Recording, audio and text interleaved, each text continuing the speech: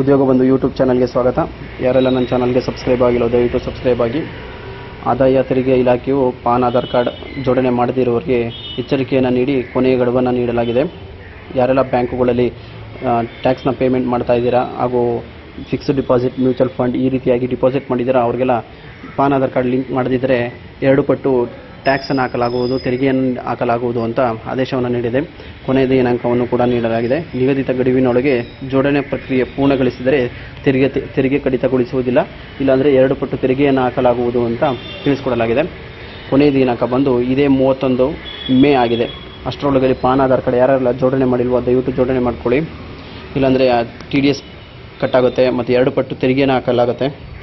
Already ಎಲ್ಲ ಬ್ಯಾಂಕುಗಳು ಮತ್ತು ವಿದೇಶಿ ವಿನಿಮಯ ವಿತರಕರು, ಸರ್ಕಾರೇತರ ಹಣಕಾಸು ಸಂಸ್ಥೆಗಳು, ಬಾಂಡ್ ಮತ್ತು ಡಿಬೆಂಚರ್ಗಳ ವಿತರಕರಿಗೆ, ಮ್ಯೂಚುವಲ್ ಫಂಡ್ ಟ್ರಸ್ಟಿಗಳಿಗೆ ಆದಾಯ ಇಲಾಖೆಯು ಎಚ್ಚರಿಕೆಯನ್ನು ನೀಡಿ ಯಾರೆಲ್ಲ ಖಾತೆದಾರರು ಮ್ಯೂಚುವಲ್ ಫಂಡ್, ಫಿಕ್ಸ್ಡ್ ಡಿಪಾಸಿಟ್ ಮತ್ತು ಇತರೆ ಡಿಪಾಸಿಟ್ ಮಾಡಿರೋರಿಗೆ ಪಾನ್ ಆಧಾರ್ ಕಾರ್ಡ್ ಲಿಂಕ್ ಮಾಡಿರೋರಿಗೆ ಮೇ 31 ನಂತರ 2 ಪಟ್ಟು ತೆರಿಗೆಯನ್ನು ಕಟ್ ಮಾಡಿ ಅಂತ ಆದೇಶವನ್ನು ನೀಡಲಾಗಿದೆ.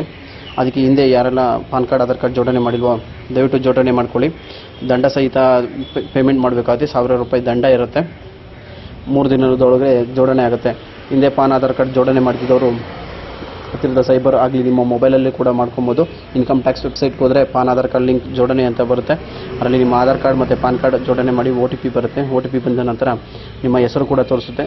ಅದರ ನಂತರ ನಿಮ್ಮ ಪೇಮೆಂಟ್ ಎಷ್ಟು ದಂಡ ಇದೆಯೋ ದಂಡನ ಪೇಮೆಂಟ್ ಮಾಡಿ ಇವತ್ತೇ ನಿಮ್ಮ ಪಾನ್ ಆಧಾರ್ ಕಾರ್ಡ್ ಜೋಡಣೆಯನ್ನು ಮಾಡ್ಕೊಳ್ಳಿ. Thank you.